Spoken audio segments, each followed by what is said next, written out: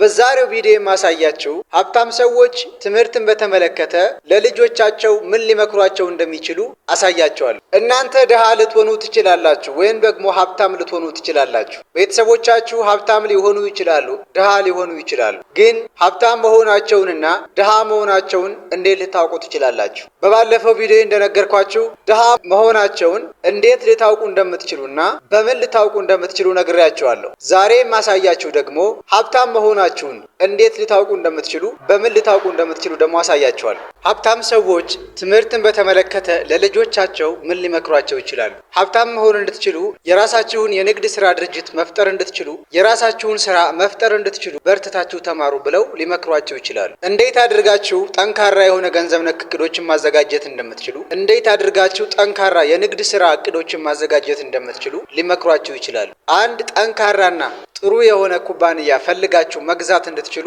በርትታችሁ ተማሩ ብለው ሊመክሯችሁ ይችላሉ። አንድ ሰው ሀብታም መሆኑንና ድሃ መሆኑን ማወቅ የምትችሉት እንዲሁም ደግሞ በአስተሳሰቡና በሚሰጣችሁ የምክር አይነት ነው። ስለዚህ ድሃ ከሆነ የድሃ ሰዎችን ምክር ይመክራቸዋል። ሀብታም ከሆነ ደግሞ ሀብታም የምትሆኑበትንና የሀብታም ሰዎችን ምክር ይመክራቸዋል። ድሃ ከሆነ ግን የድሃ ሰዎችን ምክርና ወደ ድህነት የሚወስዳችሁን ድሃ ሊያረጋችሁ የሚችላችሁን ምክር ይመክራቸዋል። ስለዚህ አንድ ሰው ሀብታም መሆኑን ወይንም ደግሞ ድሃ መሆኑን ማወቅ የምትችሉት በአስተሳሰቡና በሚሰጣችሁ የምክር አይነት ነው። በባለፈው ቪዲዮ እንደነገርኳችሁ አንድ ሰው ባለው ንብረት ባለው ገንዘብ መጠን በሚቆጠረው በቁሳዊ ነገር ብቻ ሀብታም ሊሆን እንደማይችል ሀብታም ሊያደርገው እንደማይችል ነግሬያቸዋለሁ። ምክንያቱም ገንዘቡ ዝም ብሎ የመጣ ስላልሆነ ገንዘቡን ያመጣበት መንገድ፣ ገንዘቡን እንዲያገኘው የከፈለው ዋጋ፣ ገንዘቡን ለማምጣት የተጠቀመበት አስተሳሰብ የዛ ሰው ሀብቱ ስለሆነ፣ ስለዚህ ገንዘቡ ውጤት ነው። ገንዘቡ መንገዱን የተጓዘበት ዋጋ የከፈለበት የአስተሳሰቡ